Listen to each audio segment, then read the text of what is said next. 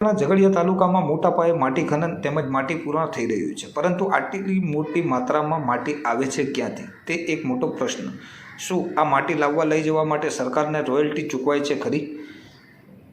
ખડોલી, નાના સાંજા, ગોવાલી, ખર્ચી, ઉચેડિયા, ફૂલવાડી, દદેડા, ઝઘડિયા જીઆઈડીસી વિસ્તાર સહિત અન્ય પંચાયત હદ માલિકીમાંથી વિના રોયલ્ટી માટી ચોરાતા લોકબૂમ ઉઠવા પામી છે। ભરૂચ જિલ્લાના ઝઘડિયા તાલુકામાં ઘણા સમય સરકારી જમીન પંચાયતની ગોચરમાંથી માટી મોટી માત્રામાં ખોદાઈ રહી હોવાની લોકબૂમ ઉઠવા પામી છે। આ માટી ઇન્ડસ્ટ્રીયલ પ્લોટ તેમજ દુકાનો, શોપિંગ સેન્ટર, ઘરના બાંધકામ, નવા સિલિકા પ્લાન્ટ સહિત ઘણા બધા ઉદ્યોગોના બાંધકામમાં હાલ આ માટી પૂરણ થઈ રહી હોવાની લોકચર્ચા ઘણા સમયથી ઉઠવા પામી છે। ત્યારે આ માટી આવે છે ક્યાંથી અને આ માટી માટે સરકારને રોયલ્ટી ચૂકવાય છે ખરી તે એક પ્રશ્ન લોકોમાં ઉઠવા પામ્યો છે।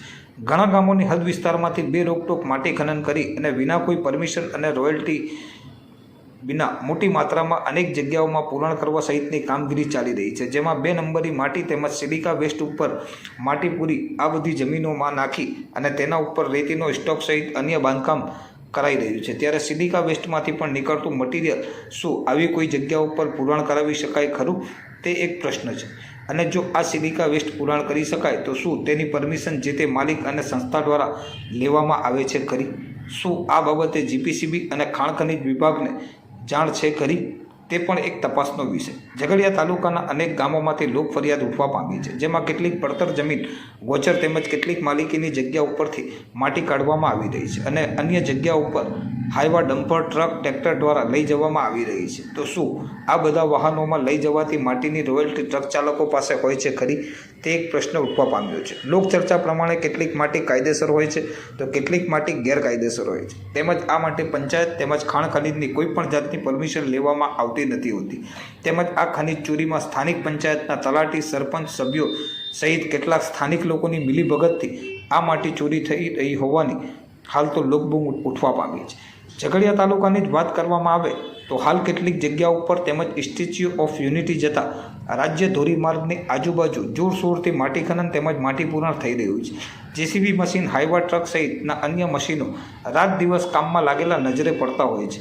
અંતરે ઉલ્લેખનીય છે કે બાંધકામ પુરાણ માટે જરૂરી વસ્તુ એવી માટી જમીનને સમતળ કરવા, ખાડા સહિત અન્ય પુરાણ માટે જરૂરી છે, પરંતુ કેટલીક જગ્યાઓ પર માટી બેરોકટોક રોયલ્ટી વિના જ નાખવામાં આવી રહી હોવાની લોક ફરિયાદ સાંપડી છે, જેમાં મોટાભાગની આજુબાજુના પંચાયત હદ વિસ્તારમાં આવેલ ગોચરો તેમજ સરકારી જમીનમાંથી ખોદી અને માટી ચોરી કરી આ બાંધકામોમાં વાહનો દ્વારા પહોંચી રહી છે। તો તાલુકાની વાત કરવામાં આવે તો ઝઘડિયા તાલુકો આદિવાસી પટ્ટી ધરાવતો એક મહત્વનો તાલુકો છે। આ વિસ્તારમાં મોટા પાયે ખનિજો આવેલા છે। આ ખનિજ દેશ પ્રદેશ સુધી પહોંચતા હોય છે તથા આ તાલુકામાં આવેલ ખનિજોની માંગ પણ સૌથી વધુ છે।